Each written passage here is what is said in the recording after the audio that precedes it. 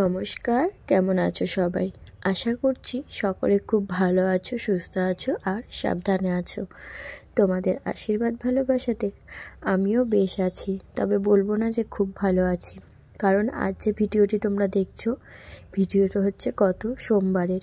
ভিডিওটি দেওয়ার কথা ছিল গত মঙ্গলবার, মানে গতকাল, যেটি আমি আমার শরীর খারাপের জন্য তোমাদের সাথে শেয়ার করতে পারিনি। তো অঙ্কিতাস ব্লগের আরও একটি নতুন ব্লগে তোমাদের সকলকে জানাই অনেক অনেক স্বাগত। আমার এই শীতের আরও একটি নতুন সকালে অনেক অনেক শুভেচ্ছা। আশা করছি সবাই ভালো আছে। তার কারণ হলো এখন আবারও একটি ভাইরাস বেরিয়েছে, যেখানে বাচ্চাদের আক্রান্ত করছে।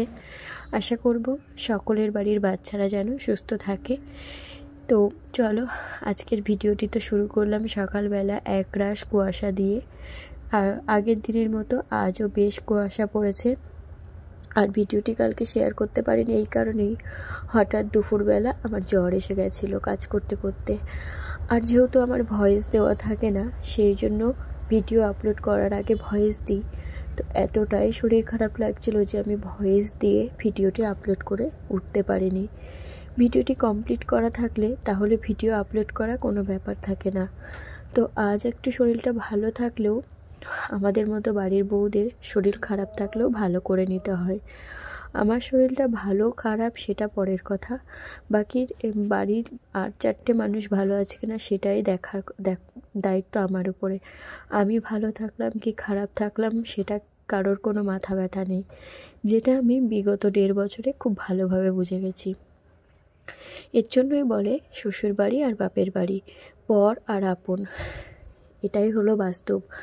আমিও হয়তো বিয়ের আগে ভাবতাম যে আমার শ্বশুরবাড়িকে আমি যেভাবে ট্রিট করব হয়তো সেভাবেও তারা আমার সাথে সেরকম ব্যবহার করবে, তবে না, আমি ভালোবাসাও দিয়ে দেখেছি। আর কি বলতো, ভালোবাসা যত দিয়েছি ততই অবহেলা পেয়েছি, এখনও পাচ্ছি। জানি না কোন জন্মের পাপ করেছিলাম, যেই কারণে এমন একটা শ্বশুরবাড়ি কপালে জুটেছে, যেখানে কারোর কোনো মাথা ব্যথা নেই। আমি মরে গেলাম কি বেঁচে থাকলাম, শুধু মাথা ব্যথা তাদের সময় মতো রান্না হলো কি না, তাদের সংসারের কাজবাজ হলো কি না, শুধু এইটুকুই। বলতে গেলে আমার তো শ্বশুর শাশুড়ি নেই, আমার সংসারে সেরকম ঝামেলা না থাকারই কথা। তবে কি জানো তো, ওই যে কপাল, শ্বশুর শাশুড়ি থাকলেও হয়তো এতটা ঝামেলা হতো না যতটা ঝামেলাতে আমি জড়িয়ে গেছি। মানুষের সেবা করতে করতে এখনও পর্যন্ত ক্লান্ত হয়ে যায়, তবুও কেউ কোনোদিনও খোঁজ রাখে না যে আমি কতটা ক্লান্ত, কতটা শরীর খারাপ, কতটা শরীর ভালো। আমি বিগত 4-5 মাস আগে একটা বড় অসুখ থেকে উঠে এসেছি, সেখান থেকেও আজ পর্যন্ত আমার শ্বশুরবাড়ির একটা লোকও জিজ্ঞাসা করেনি যে আমি তারপরে কেমন আছি কি বৃত্তান্ত।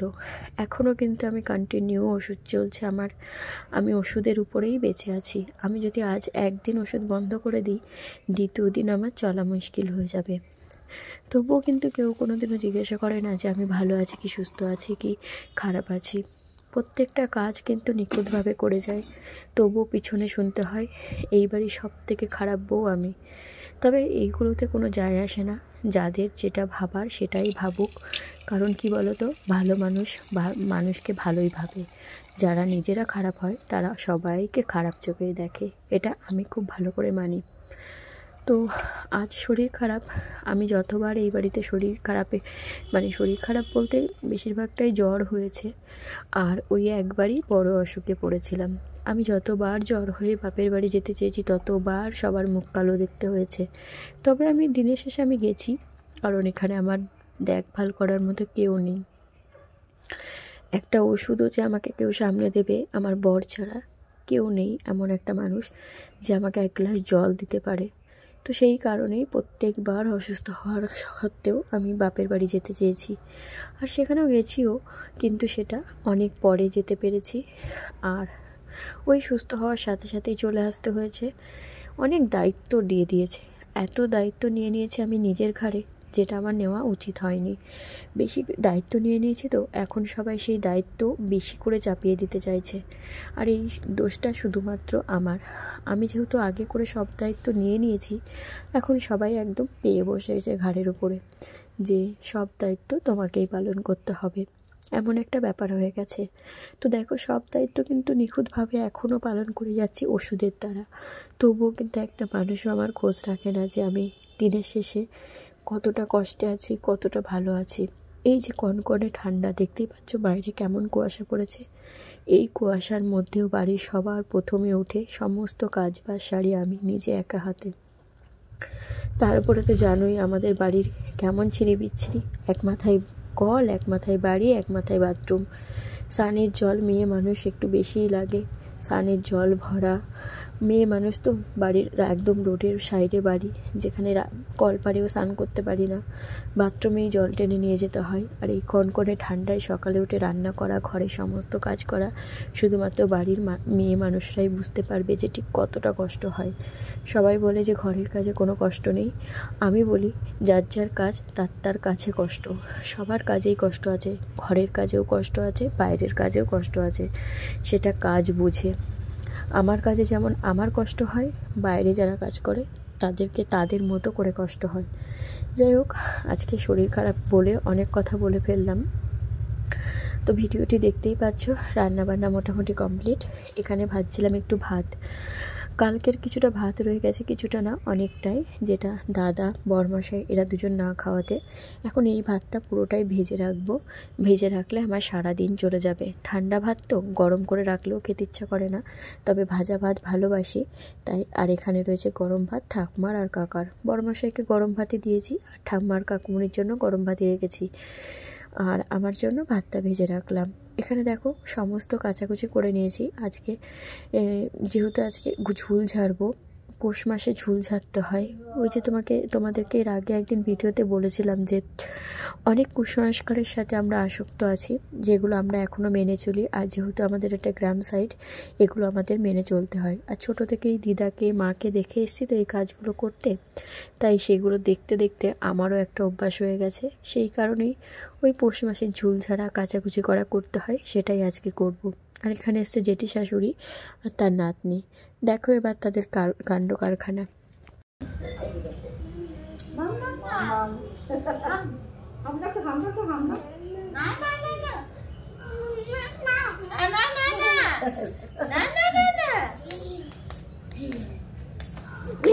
ও দেখো তুই দেখেছিস?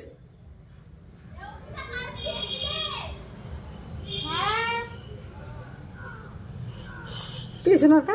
তুমি ওটা ওইটা ওইটা ওই যে ওই যে ওই যে ওই যে কাকিমা কই? কাকি কাকিমা কই? ওই যে কাকি, ওই যে ওই যে কাকি, ওই যে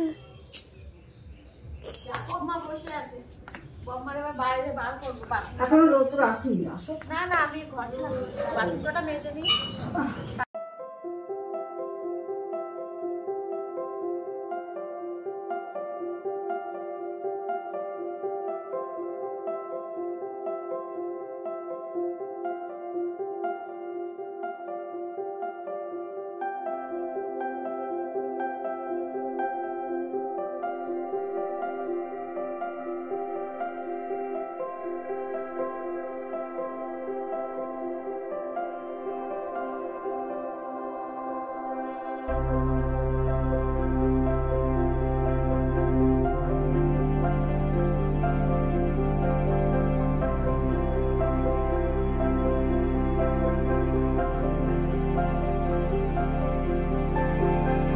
চলো, মোটামুটি কাজ শেষ, এখন ঘর ঝাড়ার পালা।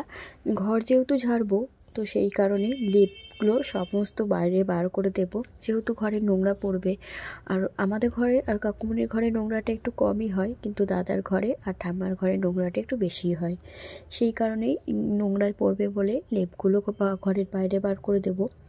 আর সেই কারণে দেখতেই পাচ্ছ চেয়ার 3টে বাইরে বার করে দিয়েছি, একটু লেপগুলো রোদ্রে গরমও হয়ে যাবে, আর আমার ঘর ছাড়াও হয়ে যাবে, আর লেপগুলো নোংরাও হবে না।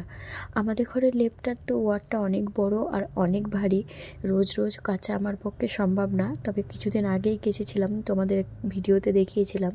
তো সেই কারণেই আবার সামনের মাসে কাচতে হবে, সেই কারণেই রোজ রোজ কাচা সম্ভব নয় বলেই বাইরে বার করে দিয়েছি। তবে কাকুমণিদেরটা, ঠাম্মারটা আর ভাসুরেরটা কাচবো। তবে আজকে শুধু ঘরটাই ঝাড়বো। অনেক বেলা হয়ে গেছে, এখন 11:30 বাজে। ঘর ঝাড়তে ঝাড়তে কিন্তু আমার অনেকটাই দেরি হয়ে যাবে, কারণ 5টা ঘর ঝাড়বো, সাথে বারান্দা আছে। আবার সেগুলো শুধু ঝাড়লেই হবে না, পরিষ্কার করতে হবে। ঝাড়া তো একরকম, ঝাড়তে বেশি সময় লাগে না, কিন্তু সেই নোংরাগুলো পরিষ্কার করা অনেক টাফ হয়ে যায়, অনেক চাপ হয়ে যায়। সেই কারণেই আজকে একা হাতে এতগুলো কাজ নিয়ে বসেছি। তো শরীরটাও ঠিকঠাক দিচ্ছে না, তবু কী বলতো, জোর জবরদস্তি করার মতো হয়ে গেছে। মানে জীবনে স্যাক্রিফাইস করতে করতে এমন একটা পর্যায়ে এসে পৌঁছেছি যে এখন সব কিছুই যেন স্যাক্রিফাইসের মতো মনে হচ্ছে। নিজের শরীরটাও এখন মনে হচ্ছে যেন স্যাক্রিফাইস করে দিই, কারণ এই শরীরটার উপরেই তো আমার জীবনটা। আর যদি শরীরটা পড়ে থাকে না, কেউ আমাকে মুখ তুলেও দেখবে না। আমি নিজে অসুস্থ হয়ে দেখেছি, বিপদে পড়ে দেখেছি। মানুষ বিপদে না পড়লে মানুষকে চেনে না। আমি অনেক বড় বিপদে পড়ে দেখেছি যে কে আমার আপন, কে আমার পর, অনেক ভালো করে বুঝে গেছি। বিয়ে হওয়ার আগে একটা জিনিস খুব ভালো করে জানতাম, যে এমন একটা পরিবারে যাচ্ছি যেখানে আমার কোনো সমস্যা হবে না। কিন্তু বিয়ে হয়ে আসার পরে জানলাম যে যে পরিবারে এসেছি, জীবনে একটা দিনও সমস্যা ছাড়া ভাত খেলাম না। এমনভাবে মানসিক অশান্তিতে ভুগি যে কি বলবো তোমাদেরকে। সব কথা শেয়ার করতে পারি না, কারণ অনেক আপনজন আছে আমার এই ভিডিওগুলো দেখে, যেমন আমার মা, আমার বৌদিরা। তাদের আমার এই কষ্টের কথাগুলো শুনলে না অনেক কষ্ট পায়। সেই কারণে তোমাদের সাথে অনেক কথাই শেয়ার করবো ভেবেও করতে পারি না, শুধুমাত্র মায়ের কথা ভেবে। আমার মা তো ভিডিওগুলো দেখে, সেই কারণেই, যেহেতু এই চয়েসটা আমারই ছিল, বিয়ে করার ডিসিশানটা আমার ছিল। মা তো প্রথমে মেনে নিতে চাইছিল না, তবে অনেক বোঝানোর পরে, আমার মামা মামি সবাই বোঝানোর পরে কিন্তু আমাদের এই বিয়েটা সম্ভব হয়েছে। তবে মিথ্যা কথা বলবো না, আমি বোঝাইনি, আমার মামা মামির দ্বারাই আমার এই বিয়েটা সম্ভব হয়েছে।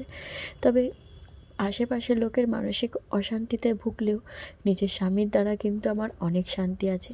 যে মানুষটাকে আমি 7 বছর একসাথে থেকেছি, সেই মানুষটার সাথে আজ একসাথে 1.5 বছর ধরে ঘর করছি, এটা কিন্তু অনেক একটা শান্তির জিনিস। তবে কি বলতো, শুধু স্বামীর নিয়ে তো সংসার নয়, সংসার তো আশেপাশে অনেক লোক আছে তাদেরকে নিয়ে। তাদের কাছ থেকে আজ পর্যন্ত গত বছর ডিসেম্বর থেকে এই বছর জানুয়ারি মাস হয়ে গেল, প্রায় 1 বছর ধরে আমি যে পরিমাণে মানসিক অশান্তিতে ভুগছি সেটা শুধু আমিই জানি, আর আমার বড়মশাই জানে। এই বাড়িতে সব থেকে খারাপ বউ হলাম আমি, আর সব থেকে খারাপ ছেলে হলো এই বাড়ির ছোটো ছেলে, মানে আমার বড়মশাই। তো তার কারণ হলো, সে যেহেতু বউয়ের সাপোর্ট করেছিল, তো সেই কারণে তাকে তো খারাপ হতেই হতো, তাই না? এই কারণে আমরা দুজন এবারের সব থেকে খারাপ দুটো মানুষ। এতে আমাদের কোনো যায় আসে না, কারণ কেউ যদি তোমার চরিত্র নিয়ে কোনোদিনও কথা বলে, সেখানে নিশ্চয়ই তুমি ছেড়ে দেবে না। তাই যখন আমার চরিত্র নিয়ে কথা বলা হয়েছিল, সেখানে আমি প্রতিবাদ করেছিলাম বলেই আজ তাদের কাছে খারাপ। আর যদি প্রতিবাদ না করতাম, যদি শুনে যেতাম যে আমার নিয়ে যা বলা হচ্ছে, সেগুলো যদি মুখ বুজে চুপ করে সহ্য করে যেতাম, তাহলে হয়তো আজ আমি এতটা খারাপ হতাম না। যেহেতু এগুলো সহ্য করতে পারিনি, অনেক কিছু সহ্য করেছিলাম, কিন্তু যখন শুনেছিলাম আমার চরিত্র নিয়ে কথা হয়েছে, তখন যেহেতু সহ্য করতে পারিনি, তাই আমি আজ খারাপ। তবে যায় আসে না, যে মানুষগুলো আমাকে খারাপ ভাবছে তারা নিজে অনেক ভালো, তাই ভালো হয়ে থাকলেই ভালো। এখন দেখো, এই যে ঝোল পড়ে রয়েছে, আমাদের ঘরে তো খুব কম। এখন এগুলো পরিষ্কার করব। আর চলো তোমাদেরকে দেখাই ঠাম্মার ঘর আর দাদার ঘরের কী অবস্থা হয়েছিল। বারান্দাটা আমি আগেই ঝেড়ে নিয়েছি, এখন এগুলো সমস্তটা পরিষ্কার করতে হবে। এই যে আমার ভাসুরের, মানে দাদার ঘর, আর ঠাম্মার ঘরটা মোটামুটি পরিষ্কার করেছি। সেই ঝুল হচ্ছে এই যে এইটা, আর এই যে এখন এগুলো সমস্তটা পরিষ্কার করতে হবে। বুঝতেই পারছো কিভাবে একদম এলোমেলো করে নিয়েছি। এখন এগুলো পরিষ্কার করে ঘর মুছে স্নান করতে করতে আমার প্রায় 2টো বেজে যাবে। আর এই যে কাকা শ্বশুরের ঘরেও ঝেড়ে রেখেছি, কিন্তু এখনও পরিষ্কার করা হয়নি, সমস্তটাই এলোমেলো করা রয়েছে। তো চলো ঝটপট করে আগে এগুলো পরিষ্কার করে নিই। এখন ভিডিও করে সেইভাবে ভিডিও করতে গেলে অনেকটাই সময় লেগে যাবে, সেই কারণে আর ভিডিও করছি না, আগে এগুলো পরিষ্কার করে নিই। ঠাম্মাকে আজকে বাইরে বার করে দিয়েছি, মানে বাইরে বলতে ওই যে ঠাম্মা শাশুড়ি রয়েছে ওখানেই রেখেছি ওনাকে আজকে, কারণ যেহেতু ঘর ঝাড়ছি, আর সারা বাড়িতে ধুলো, তাই ওনাকে একটুখানি বাইরেই রেখেছি। এখন বয়স হয়েছে তো ধুলোর ঝাপটাটা নিতে পারবে না। তো চলো ঝটপট করে আগে কাজগুলো করে নিই। টাটা। দেখতেই পারলা কেমন ঝুল হয়েছিল। এখন মোটামুটি সব ঝুলগুলো পরিষ্কার করে ঘরগুলো ঝাঁট দিয়ে নিয়েছি। আর এখানে ঠাম্মার ঘরের বিছানাটাও তুলে রেখেছি, ওদিকে ভাসুরের ঘরের বিছানাটাও তুলে রেখেছি, আর আমাদের ঘরের বিছানা চাদরটাও তুলে নিয়েছি। তো এখন সেগুলো পাতবো না, ওগুলো বিকালে পাতবো। আগে চলো ঝটপট করে ঘরগুলো মুছে নিই, সবে পরিষ্কার করা হয়েছে। এখন রান্নাঘরটা পরিষ্কার করব, সাথে ঘরগুলোও মুছবো। এই যে ঘরগুলো মোছা কমপ্লিট হয়ে গেছে।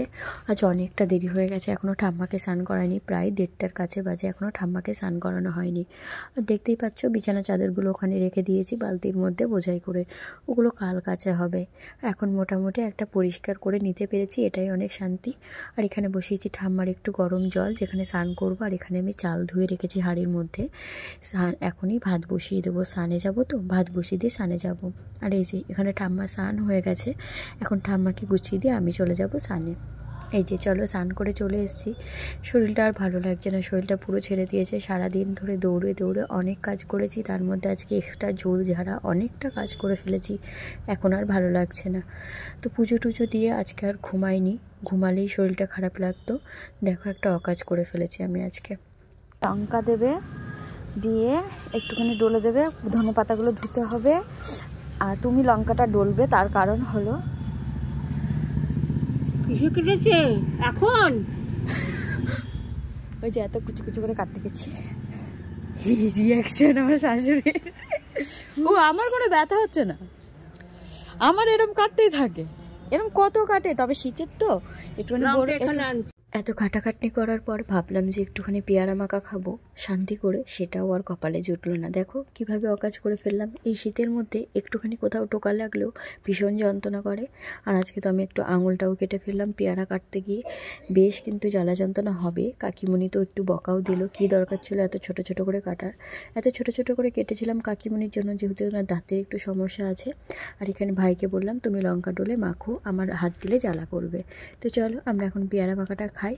তো চলো ভিডিওটি তাহলে এখানেই শেষ করছি। সবাই সুস্থ থেকো, ভালো থেকো, সাবধানে থেকো। আর ভিডিওটি কেমন লাগলো কমেন্টে জানিও। আর আমার কথাগুলো পারলে ইগনোর করে চলো। এটাই তো মেয়েদের জীবন, অনেক কষ্ট থাকে মেয়েদের জীবনে, যেগুলো প্রকাশ করা সম্ভব হয়ে ওঠে না। চলো ভিডিওটি তাহলে এখানেই শেষ করলাম। ভালো থেকো, সুস্থ থেকো, সাবধানে থেকো।